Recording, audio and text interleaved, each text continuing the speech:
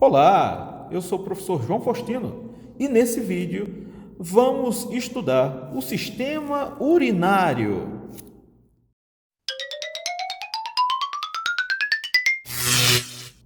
O sistema urinário será constituído por quatro estruturas, por quatro órgãos.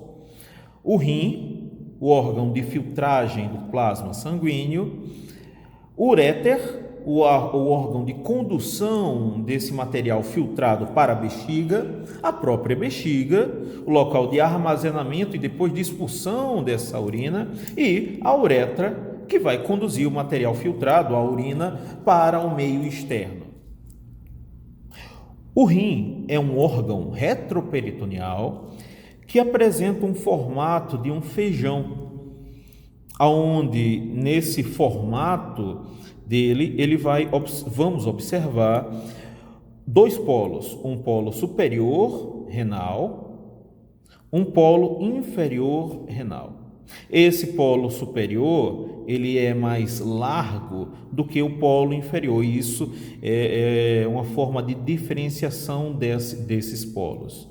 Além do polo superior e do polo inferior, vamos observar também duas margens, uma margem lateral do rim e outra margem medial do rim. Essa margem medial do rim é onde vamos apresentar o hilo renal. Então, essa estrutura aqui, de entrada e saída, essa região de entrada e saída do próprio rim, aonde várias artérias e veias entram e saem, além do ureter e também de nervos, é chamada de hilo renal.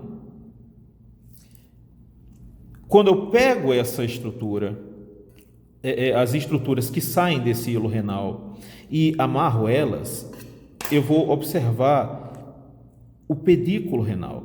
Então, vamos ter o pedículo renal e vamos ter o hilo renal aqui. Além das estruturas que mapeamos agora, ainda observamos duas faces. A face anterior do rim, aonde apresenta uma superfície mais reta, sem ondulações, e uma face posterior do rim, que quando eu coloco aqui para vocês, observamos justamente uma ondulação, um abaulamento maior dessa face, o que caracteriza a diferença entre a face posterior e a face anterior do rim. E para finalizar a morfologia externa do rim, vamos observar uma cápsula, ou seja, uma membrana que envolve esse rim. Essa membrana é chamada de cápsula renal ou cápsula fibrosa. Essa cápsula renal, ela vai recobrir todo o órgão, tanto anteriormente quanto posteriormente. Então, vamos encontrar aqui a cápsula renal do rim. Nessa outra peça, encontramos, como falei anteriormente para vocês, o pedículo renal, que é a junção de estruturas como a veia renal, que vem justamente da veia cava inferior, a artéria renal, que vem justamente da artéria aorta, e aqui o uréter saindo do rim. Nesse rim, fizemos um corte coronal, aonde encontramos justamente nessa parte interna do rim uma divisão bem clara em relação à constituição do tecido renal. Encontramos,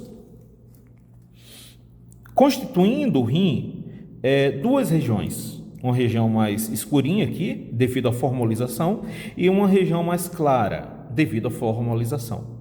Essa estrutura mais escura nós chamamos de córtex, ou seja, é uma casca que envolve uma região central.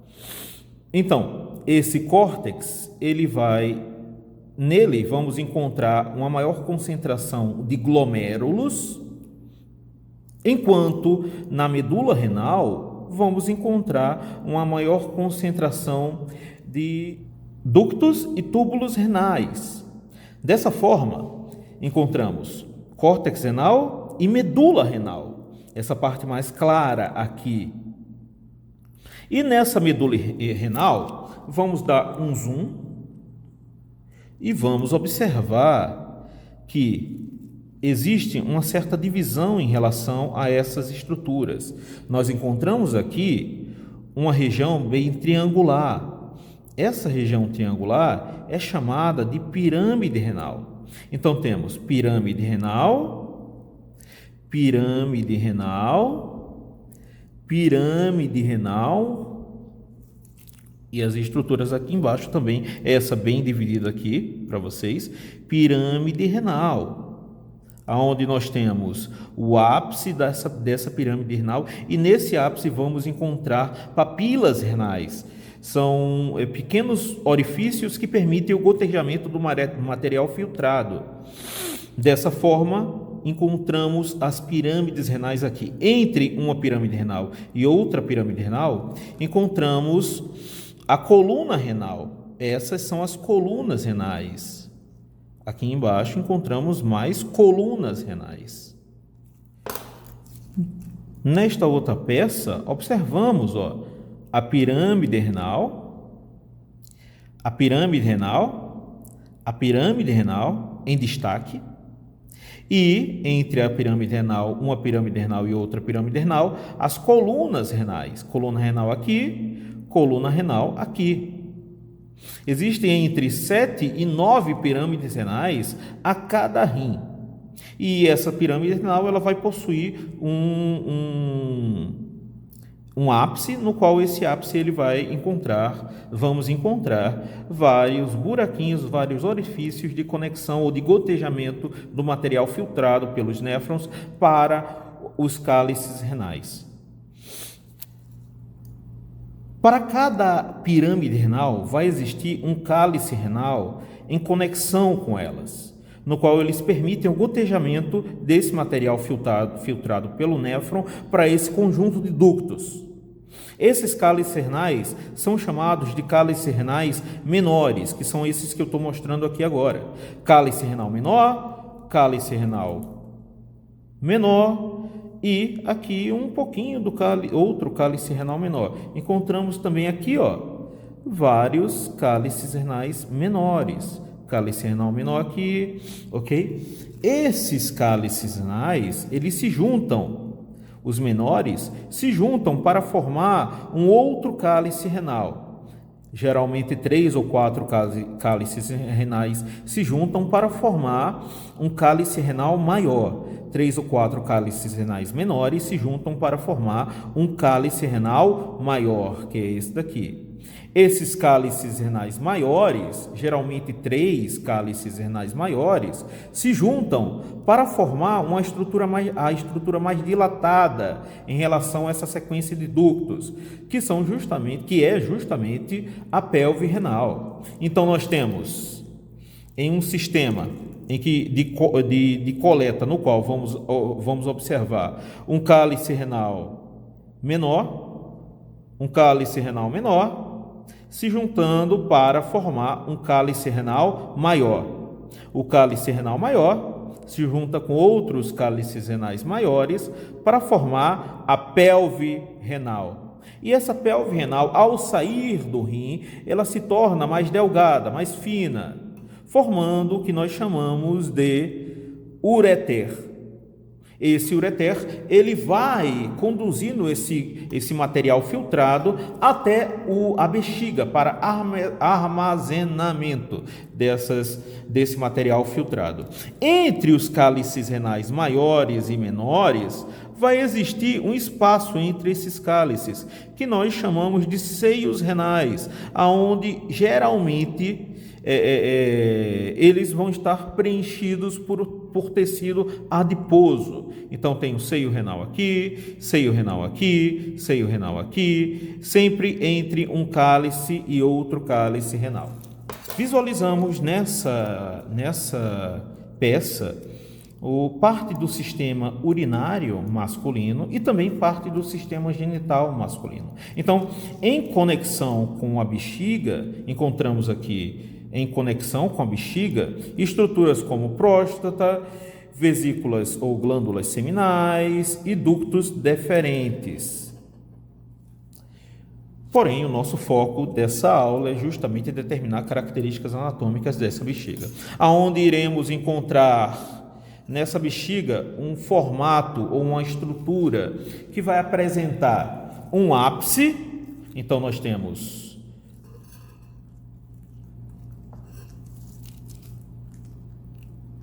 o ápice da bexiga. Além do ápice da bexiga, encontramos o corpo da bexiga, toda essa estrutura. Então, ela tem ápice, ela tem corpo e ela vai possuir também uma região que é chamada de fundo, ou o assoalho da bexiga, que é essa região aqui, aonde a urina ela vai se concentrar e a partir daqui vai ocorrer o armazenamento dessa estrutura. Então, vamos possuir ápice da bexiga, corpo e fundo da bexiga. No ápice da bexiga encontramos também um ligamento, o ligamento umbilical mediano, ou também chamado de úraco. A bexiga ela será formada por 3 camadas. Uma camada mais externa, que é uma camada mais adventícia, onde a gente tem pouca estrutura externa aqui representada, mais uma camada interna, que é a camada muscular, de musculatura lisa, que é tecnicamente o nosso músculo constritor da bexiga, e uma camada interna, que é chamada de túnica mucosa. Internamente a bexiga, encontramos sendo formado pela túnica mucosa, essas pregas, inúmeras pregas que chamamos de pregas vesicais. Essas pregas vesicais, elas permitem a dilatação dessa bexiga no processo de acúmulo da urina, de armazenamento da urina. Nessa outra bexiga, encontramos também inúmeras pregas, obviamente, que são as pregas vesicais aqui. E, igualmente, encontraremos uma região que está no assoalho da bexiga, que nós chamamos de trígono vesical.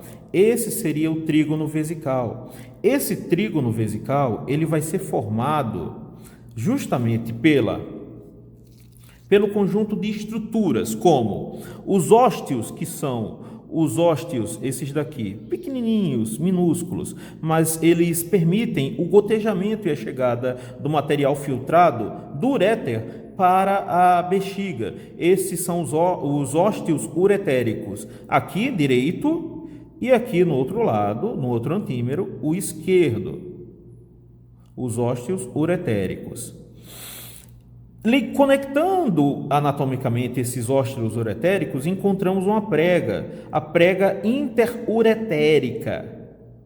E, para finalizar, também um ósteo, que é o ósteo interno da uretra, que não é observado tão bem aqui, mas eu posso fechar aqui e vou encontrar o ósteo interno da uretra, nesse caso, formando o trígono vesical.